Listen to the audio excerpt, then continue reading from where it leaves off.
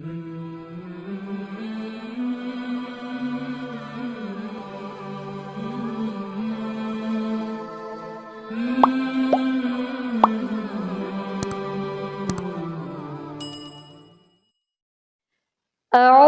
بالله من الشيطان الرجيم. بسم الله الرحمن الرحيم. إذا وقعت الواقعة ليس لوقعتها كاذبة خافضة رافعة. إذا رجت الأرض رجا وبست الجبال بسا فكانت هباء منبثا وكنتم أزواجا ثلاثة فأصحاب الميمنة ما أصحاب الميمنة وأصحاب المشأمة ما أصحاب المشأمة والسابقون السابقون أولئك المقربون في جنات النعيم. ثلة من الأولين وقليل من الآخرين على سرر موضونة متكئين عليها متقابلين. يطوف عليهم ولدان مخلدون بأكواب وأباريق وكأس من معين لا يصدعون عنها ولا ينزفون وفاكهة مما يتخيرون ولحم طير مما يشتهون وحور عين كأمثال اللؤلؤ المكنون جزاء بما كانوا يعملون. لا يسمعون فيها لغوا ولا تأثيما إلا قيلا سلاما. وأصحاب اليمين ما أصحاب اليمين في سدر مخضود وطلح ممدود وظل ممدود وماء مسكوب وفاكهة كثيرة لا مقطوعة ولا ممنوعة وفرش مرفوعة. إنا أنشأناهن إنشاء فجعلناهن أبكارا عربا أترابا لأصحاب اليمين. ثلة من الأولين وثلة من الآخرين. وأصحاب الشمال ما أصحاب الشمال في سموم وحميم وظل من يحموم لا بارد ولا كريم. إنهم كانوا قبل ذلك مترفين وكانوا يصرون على الحنث العظيم وكانوا يقولون أإذا متنا وكنا ترابا وعظاما أإنا لمبعوثون أو آباؤنا الأولون. قل إن الأولين والآخرين لمجموعون إلى ميقات يوم معلوم. ثم إنكم أيها الضالون المكذبون لآكلون من شجر من زقوم فمالئون منها البطون فشاربون عليه من الحميم فشاربون شرب الهيم هذا نزلهم يوم الدين نحن خلقناكم فلولا تصدقون أفرأيتم ما تمنون أأنتم تخلقونه أم نحن الخالقون نحن قدرنا بينكم الموت وما نحن بمسبوقين على أن نبدل أمثالكم وننشئكم فيما لا تعلمون ولقد علمتم النشأة الأولى فلولا تذكرون أفرأيتم ما تحرثون أأنتم تزرعونه أم نحن الزارعون لو نشاء لجعلناه حطاما فظلتم تفكهون إنا لمغرمون بل نحن محرومون أفرأيتم الماء الذي تشربون أأنتم أنزلتموه من المزن أم نحن المنزلون لو نشاء جعلناه أجاجا فلولا تشكرون أفرأيتم النار التي تورون أأنتم أنشأتم شجرتها أم نحن المنشئون نحن جعلناها تذكرة ومتاعا للمقوين فسبح باسم ربك العظيم فلا أقسم بمواقع النجوم وإنه لقسم لو تعلمون عظيم إنه لقرآن كريم في كتاب مكنون لا يمسه إلا المطهرون تنزيل من رب العالمين أفبهذا الحديث أنتم مدهنون وتجعلون رزقكم أنكم تكذبون فلولا إذا بلغت الحلقوم وأنتم حينئذ تنظرون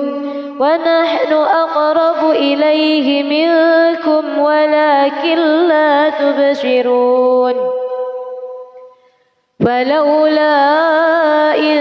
كنتم غير مدينين ترجعونها إن كنتم صادقين فأما إن كان من المقربين فروح وريحان وجنة نعيم وأما إن كان من أصحاب اليمين فسلام لك من أصحاب اليمين وأما إن كان من المكذبين الضالين فنزل من حميم وتصلية جحيم إن هذا لهو حق اليقين فسبح باسم ربك العظيم بسم الله الرحمن الرحيم ياسين والقرآن الحكيم إنك لمن المرسلين على صراط الحطيم تنزيل العزيز الرحيم لتنذر قوما ما أنذر آباؤهم فهم غافلون لقد حق القول على أكثرهم فهم لا يؤمنون إنا جعلنا في أعناقهم أغلالا فهي إلى الأذقان فهم مقمحون وجعلنا من بين أيديهم سدا ومن خلفهم سدا فأغشيناهم فهم لا يبصرون وسواء عليهم أأنذرتهم أم لم تنذرهم لا يؤمنون إنما تنذر من اتبع الذكر وخشي الرحمن بالغيب فبشره بمغفرة وأجر كريم إنا نحن نحيي الموتى ونكتب ما قدموا وآثارهم وكل شيء أحصيناه في إمام مبين واضرب لهم مثلا أصحاب القرية إذ جاءها المرسلون إذ أرسلنا إليهم اثنين فكذبوهما فعززنا بثالث فقالوا إنا إليكم مرسلون قالوا ما أنتم إلا بشر مثلنا وما أنزل الرحمن من شيء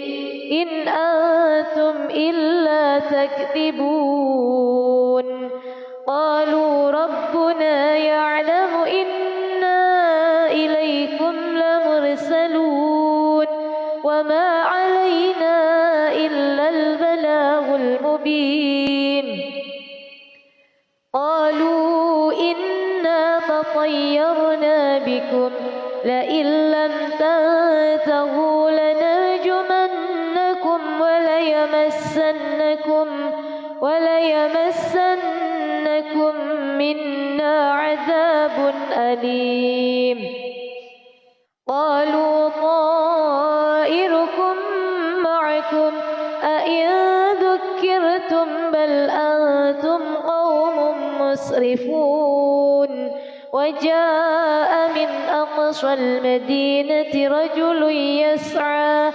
قال يا قوم اتبعوا المرسلين اتبعوا من لا يسألكم أجرا وهم مهتدون وما لي لا أعبد الذي فطرني وإليه ترجعون أأتخذ من دونه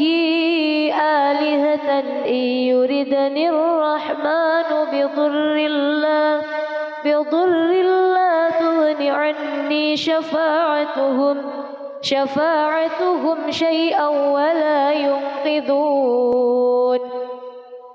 إني إذا لفي ضلال مبين إني آمنت بربكم فاسمعون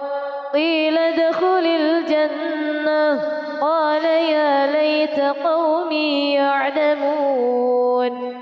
بما غفر لي ربي وجعلني من المكرمين وما أنزلنا على قومه من بعده من جند من السماء وما كنا منزلين إن كانت إلا صيحة واحدة فإذا هم خامدون حامدون يا حسرة على العباد ما يأتيهم من رسول إلا كانوا به يستهزئون ألم يروا كم أهلكنا قبلهم من القرون أنهم إليهم لا يرجعون وإن كل لما جميع لدينا محضرون وآية لهم الأرض الميتة أحييناها وأخرجنا منها حبا فمنه يأكلون وجعلنا فيها جنات من نخيل وأعناب وفجرنا فيها من العيون ليأكلوا من ثمره وما عملته أيديهم أفلا يشكرون سبحان الذي خلق الأزواج كلها مما تنبت الأرض ومن أنفسهم ومما لا يعلمون وآية لهم الليل نسلخ منه النهار فإذا هم مظلمون والشمس تجري لمستقر لها ذلك تقدير العزيز العليم والقمر قدرناه منازل حتى عاد كالعرجون القديم لا الشمس ينبغي لها أن تدرك القمر ولا الليل سابق النهار وكل في فلك يسبحون وآية لهم أنا حملنا ذريتهم في الفلك المشحون وخلقنا لهم من مثله ما يركبون وإن نشأ نغرقهم فلا صريخ لهم ولا هم ينقذون إلا رحمة منا ومتاعا إلى حين وإذا قيل لهم اتقوا ما بين أيديكم وما خلفكم لعلكم ترحمون وما تأتيهم من آية من آيات ربهم إلا كانوا عنها معرضين وإذا قيل لهم أنفقوا مما رزقكم الله قال الذين كفروا للذين آمنوا أنطعم من لو يشاء الله أطعمه إن أنتم إلا في ضلال مبين ويقولون متى هذا الوعد إن كنتم صادقين ما ينظرون إلا صيحة واحدة تأخذهم وهم يخصمون فلا يستطيعون توصية ولا إلى أهلهم يرجعون ونفخ في الصور فإذا هم من الأجداث إلى ربهم ينسلون قالوا يا ويلنا من بعثنا من مرقدنا هذا ما وعد الرحمن وصدق المرسلون إن كانت إلا صيحة واحدة فإذا هم جميع جميع لدينا محضرون فاليوم لا تظلم نفس شيئا ولا تجزون إلا ما كنتم تعملون إن أصحاب الجنة اليوم في شغل فاكهون هم وأزواجهم في ظلال على الأرائك متكئون لهم فيها فاكهة ولهم ما يدعون سلام قولا من رب رحيم وامتازوا اليوم أيها المجرمون ألم أعهد إليكم يا بني آدم ألا تعبدوا الشيطان إنه لكم عدو مبين وأن اعبدوني هذا صراط مستقيم ولقد أضل منكم جبلا كثيرا أفلم تكونوا تعقلون هذه جهنم التي كنتم توعدون اصلوها اليوم بما كنتم تكفرون اليوم نختم على أفواههم وتكلمنا أيديهم وتشهد أرجلهم بما كانوا يكسبون ولو نشاء لطمسنا على أعينهم فاستبقوا الصراط فأنى يبصرون ولو نشاء لمسخناهم على مكانتهم فما استطاعوا مضيا ولا يرجعون ومن نعمره ننكسه في الخلق أفلا يعقلون وما علمناه الشعر وما ينبغي له إن هو إلا ذكر وقرآن مبين لينذر من كان حيا ويحق القول على الكافرين أولم يروا أنا خلقنا لهم مما عملت أيدينا أنعاما فهم لها مالكون وذللناها لهم فمنها ركوبهم ومنها يأكلون ولهم فيها منافع ومشارب أفلا يشكرون واتخذوا من دون الله آلهة لعلهم ينصرون لا يستطيعون نصرهم وهم لهم جند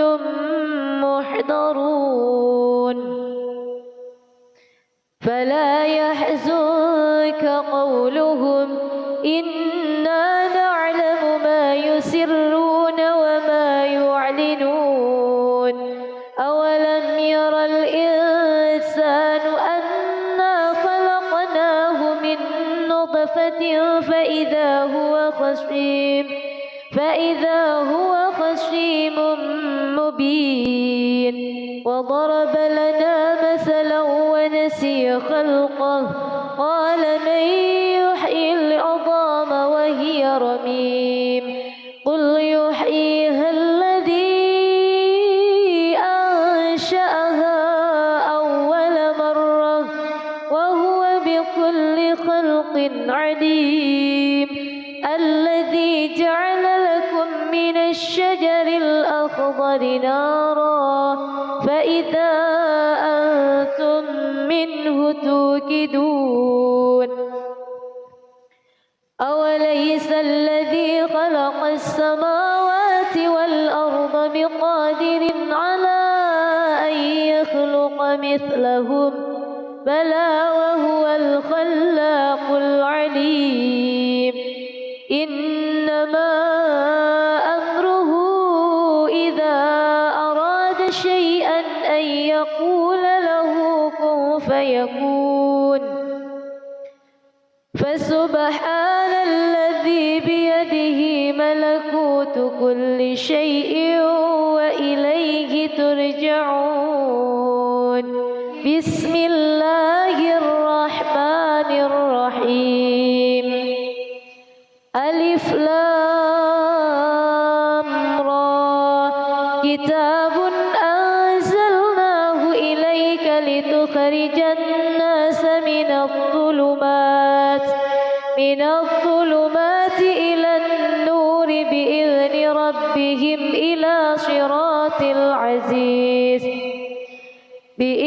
ربهم إلى صراط العزيز الحميد الله الذي له ما في السماوات وما في الأرض وويل للكافرين من عذاب شديد الذين يستحبون الحياة الدنيا على الآخرة ويصدون عن سبيل الله ويبغونها عوجا أولئك في ضلال بعيد وما أرسلنا من رسول إلا بلسان قومه ليبين لهم فيضل الله من يشاء ويهدي من يشاء وهو العزيز الحكيم ولقد أرسلنا موسى بآياتنا أن أخرج قومك من الظلمات إلى النور وذكرهم بأيام الله إن في ذلك لآيات لكل صبار شكور وإذ قال موسى لقومه اذكروا نعمة الله عليكم إذ أنجاكم من آل فرعون يسومونكم سوء العذاب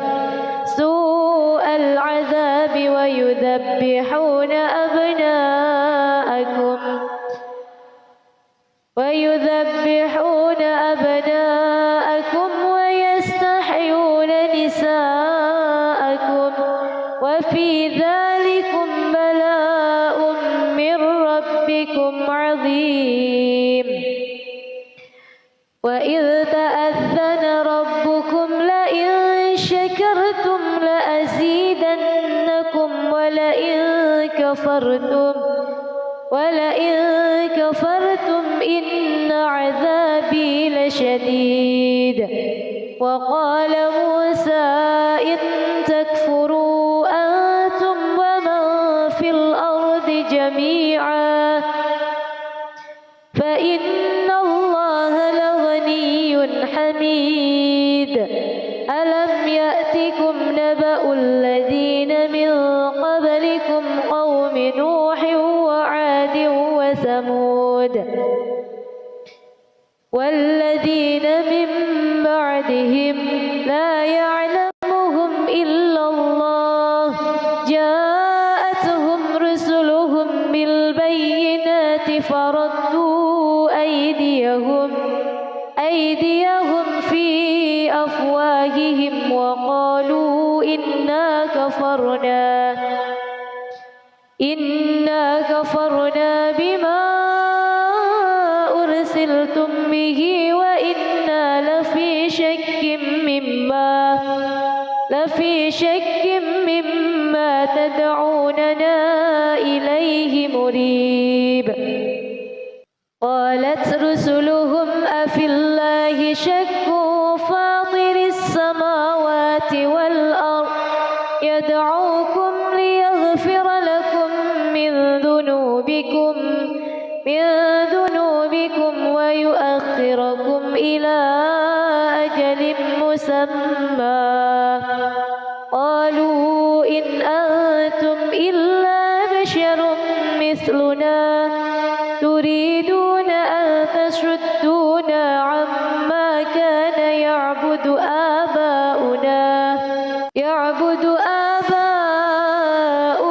فأتونا بسلطان مبين. قالت لهم رسلهم إن نحن إلا بشر مثلكم ولكن الله يمن على من يشاء من عباده وما كان لنا أن نأتيكم بسلطان إلا بإذن الله وعلى الله فليتوكل المؤمنون. وما لنا ألا نتوكل على الله وقد هدانا سبلنا ولنصبرن على ما آذيتمونا وعلى الله فليتوكل المتوكلون. وقال الذين كفروا لرسلهم لنخرجنكم من أرضنا أو لتعودن في ملتنا فأوحى إليهم ربهم لنهلكن الظالمين ولنسكننكم الأرض من بعدهم ذلك لمن خاف مقامي وخاف وعيد. واستفتحوا وخاب كل جبار عنيد. من ورائه جهنم ويسقى من ماء صديد يتجرعه ولا يكاد يسيغه ويأتيه الموت من كل مكان وما هو بميت ومن ورائه عذاب غليظ. مثل الذين كفروا بربهم أعمالهم كرماد اشتدت به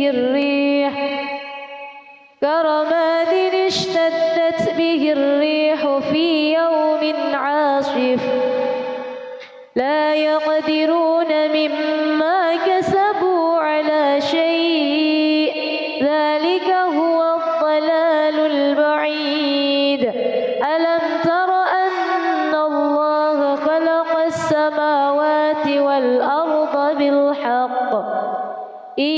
يشأ يذهبكم ويأتي بخلق جديد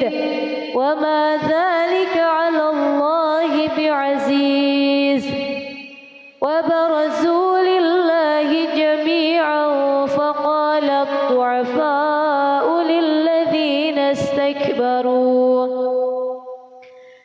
للذين استكبروا إنا كنا لكم تبعا فهل أنتم مغنون عنا من عذاب الله من شيء. قالوا لو هدانا الله لهديناكم سواء علينا أجزعنا أم صبرنا لنا من محيص. وقال الشيطان لما قضي الأمر إن الله وعدكم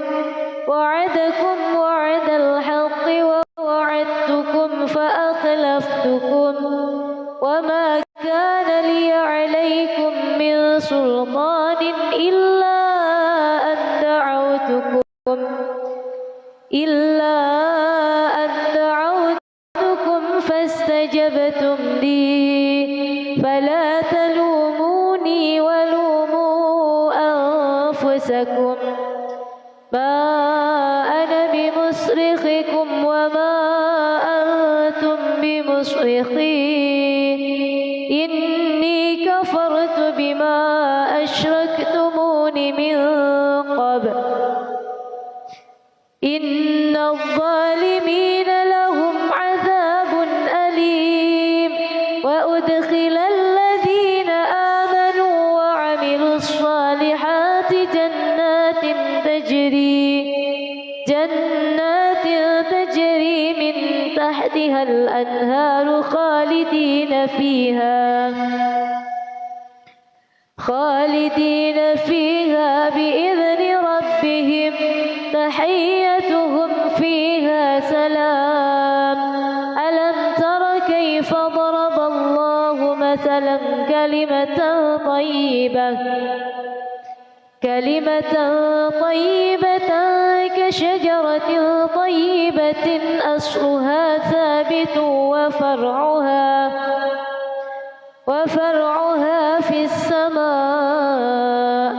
تؤتي أكلها كل حين بإذن ربها ويضرب الله الأمثال للناس لعلهم يتذكرون ومثل كلمة خبيثة كشجرة خبيثة اجتثت من فوق الأرض ما لها من قرار يثبت الله الذين آمنوا بالقول الثابت في الحياة الدنيا وفي الآخرة ويضل الله الظالمين ويفعل الله ما يشاء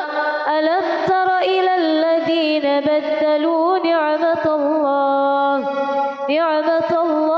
كفرا وأحلوا قومهم دار البوار جهنم يصلونها وبئس القرار وجعلوا لله أندادا ليضلوا عن سبيله قل تمتعوا فإن مصيركم إلى النار قل لعبادي الذين آمنوا يقيموا الصلاة وينفقوا مما رزقناهم سرا وعلانية من قبل أن يأتي يوم لا بيع فيه ولا خلال الله الذي خلق السماوات والأرض وأنزل من السماء ماء فأخرج به من الثمرات رزقا لكم وسخر لكم الفلك لتجري في البحر بأمره وسخر لكم الأنهار وسخر لكم الشمس والقمر دائبين وسخر لكم الليل والنهار وآتاكم من كل ما سألتموه وإن تعدوا نعمة الله لا تحصوها إن الإنسان لظلوم كفار وإذ قال إبراهيم رب اجعل هذا البلد آمنا واجنبني وبني أن نعبد الأصنام رب إنهن أضللن كثيرا من الناس فمن تبعني فإنه مني ومن عصاني فإنك غفور رحيم ربنا إني أسكنت من ذريتي بواد غير ذي زرع عند بيتك المحرم ربنا ليقيموا الصلاة فاجعل أفئدة من الناس تهوي إليهم ارزقهم من الثمرات لعلهم يشكرون ربنا إنك تعلم ما نخفي وما نعلن وما يخفى على الله من شيء في الأرض ولا في السماء الحمد لله الذي وهب لي على الكبر إسماعيل وإسحاق إن ربي لسميع الدعاء رب اجعلني مقيم الصلاة ومن ذريتي ربنا وتقبل دعاء ربنا اغفر لي ولوالدي وللمؤمنين يوم يقوم الحساب ولا تحسبن الله غافلا عما يعمل الظالمون إنما يؤخرهم ليوم تشخص فيه الأبصار مهطعين مقنعي رؤوسهم لا يرتد إليهم طرفهم وأفئدتهم هواء وأنذر الناس يوم يأتيهم العذاب فيقول الذين ظلموا ربنا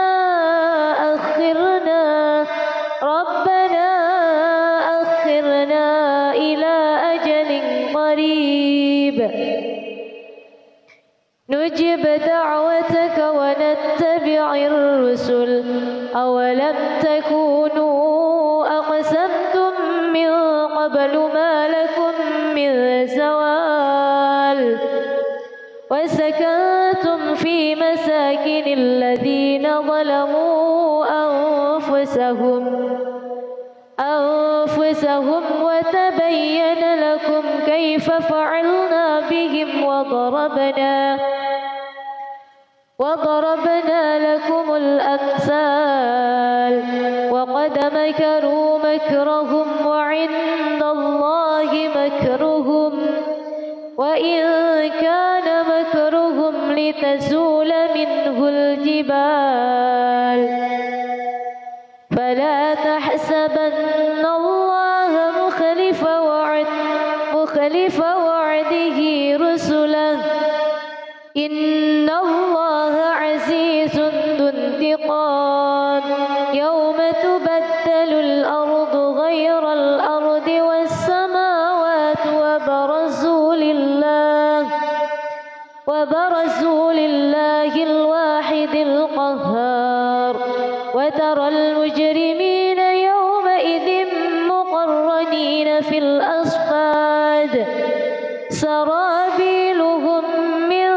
قطران وتغشى وجوههم النار ليجزي الله كل نفس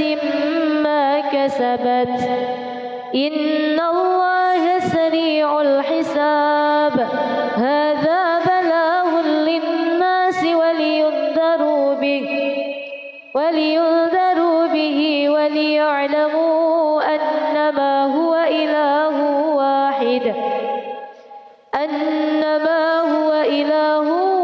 واحد وليذكر أولو الألباب. بسم الله الرحمن الرحيم. الرحمن علم القرآن خلق الإنسان علمه البيان. الشمس والقمر بحسبان والنجم والشجر يسجدان والسماء رفعها ووضع الميزان ألا تطغوا في الميزان وأقيموا الوزن بالقسط ولا تخسروا الميزان والأرض وضعها للأنام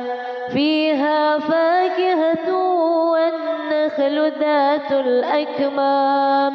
والحب ذو العصف والريحان. فبأي آلاء ربكما تكذبان؟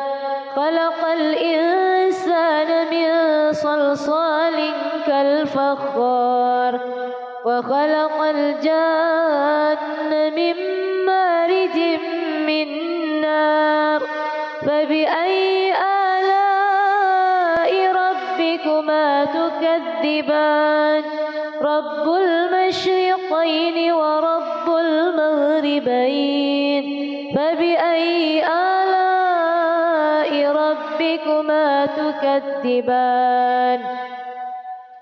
مرج البحرين يلتقيان بينهما برزخ لا يبغيان. فبأي آلاء ربكما تكذبان؟ يخرج منهما اللؤلؤ والمرجان. فبأي آلاء ربكما تكذبان؟ وله الجوار المنشآت في البحر كالأعلام. فبأي آلاء ربكما تكذبان؟ كل من عليها فان ويبقى وجه ربك ذو الجلال والإكرام.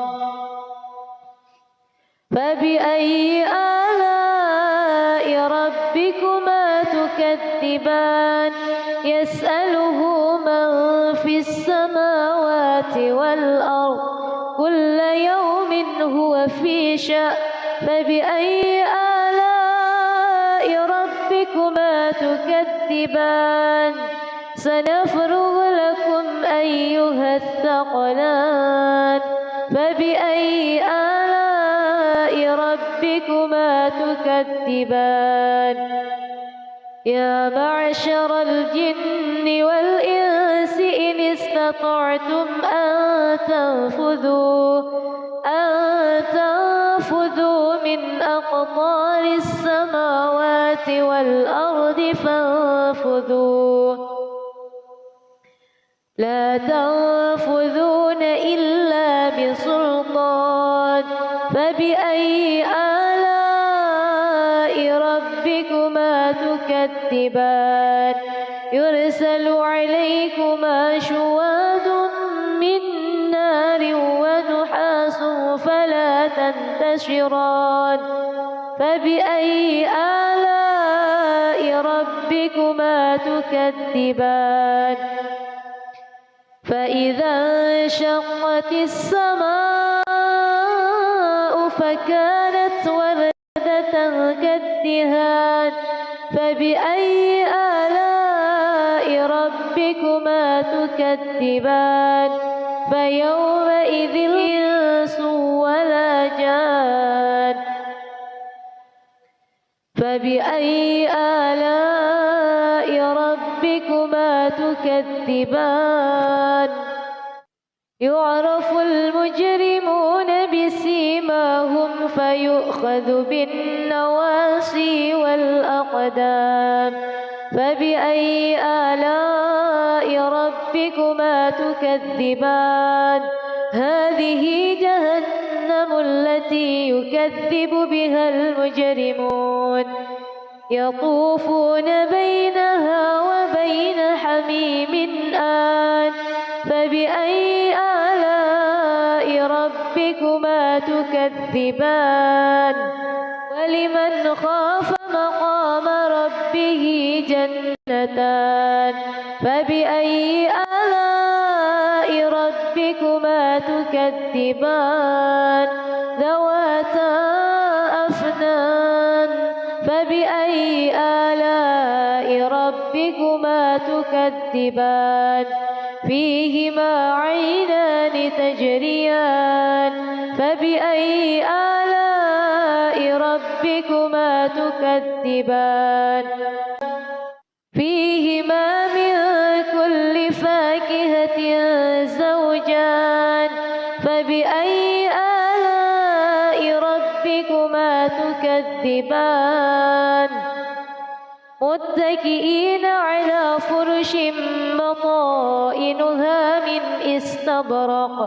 وجنى الجنتين دان فبأي آلاء ربكما تكذبان فيهن قاصرات الطرف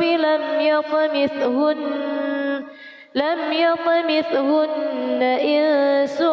قبلهم ولا جان فبأي آلاء ربكما تكذبان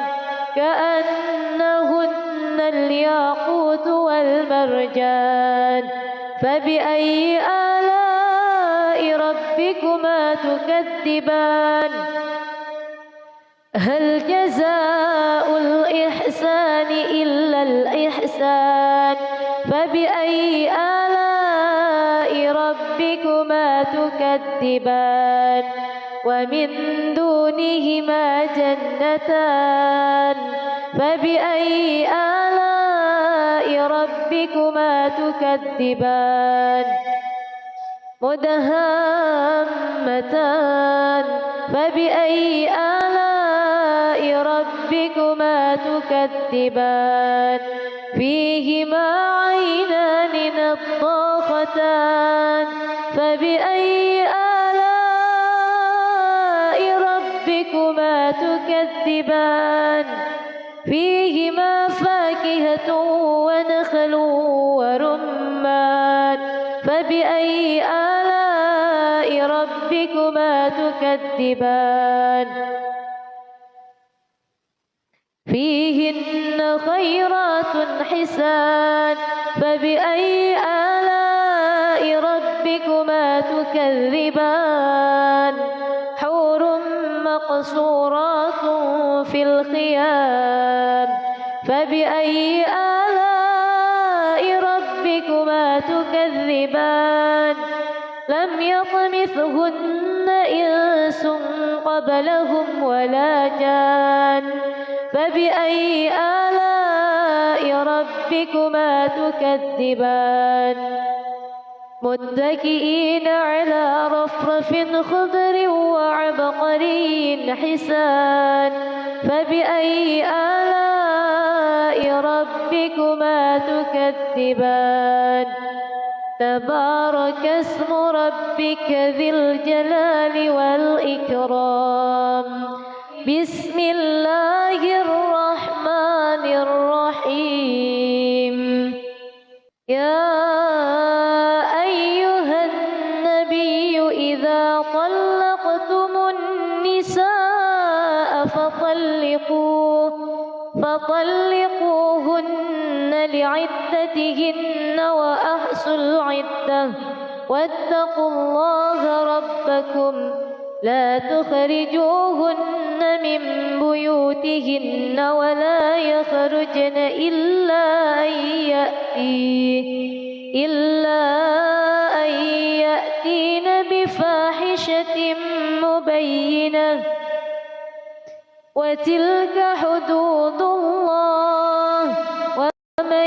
يتعد حدود الله فقد ظلم نفسه لا تدري لعل الله يحدث بعد ذلك أمرا فإذا بلغن أجلهن فأمسكوهن بمعروف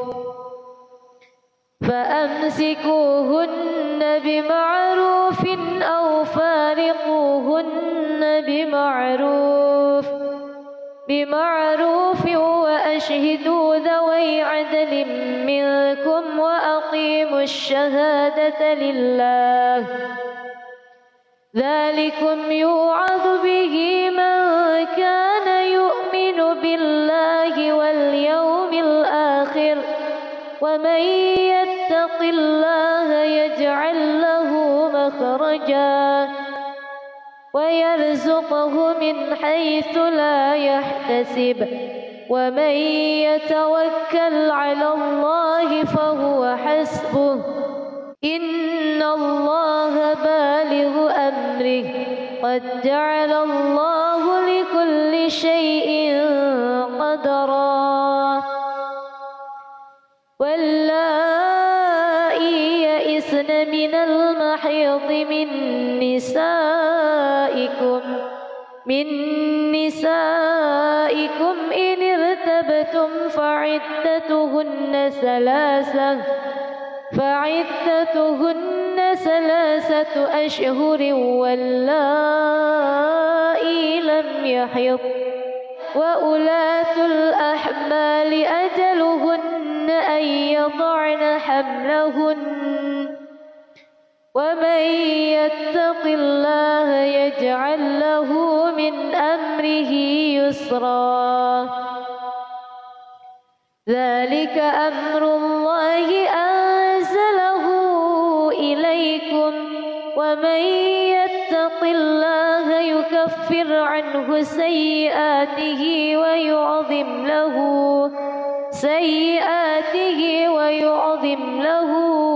أجرا أسكنوهن من حيث سكنتم من وجدكم ولا تضاروهن لتضيقوا عليهن وإن كن أولات حمل فأنفقوا عليهن حتى يضعن حملهن فإن أرضعن لكم فآتوهن أجورهن وأتمروا بينكم بمعروف وإن تعاسرتم فسترضع له أخرى لينفق ذو سعة من سعته ومن قدر عليه رزقه فلينفق مما آتاه الله لا يكلف الله نفسا إلا ما أتاها سيجعل الله بعد عسر يسرا وكأين من قرية عتت عن أمر ربها ورسله فحاسبناها حسابا شديدا وعذبناها عذابا نكرا فذاقت وبال أمرها وكان عاقبة أمرها خسرا أعد الله لهم عذابا شديدا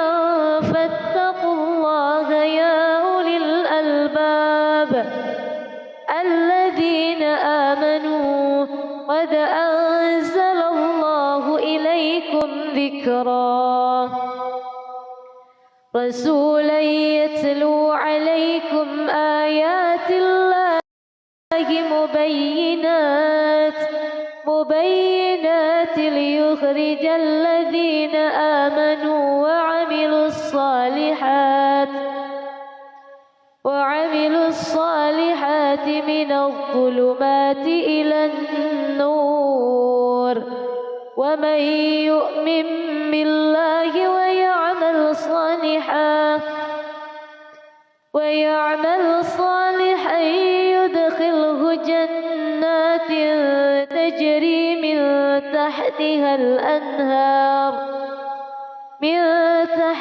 الأنهار خالدين فيها أبدا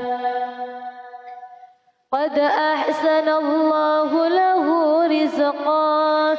الله الذي خلق 7 سماوات ومن الأرض مثلهن يتنزل الأمر بينهن لتعلموا أن الله على كل شيء قدير وأن الله قد أحاط بكل شيء علما.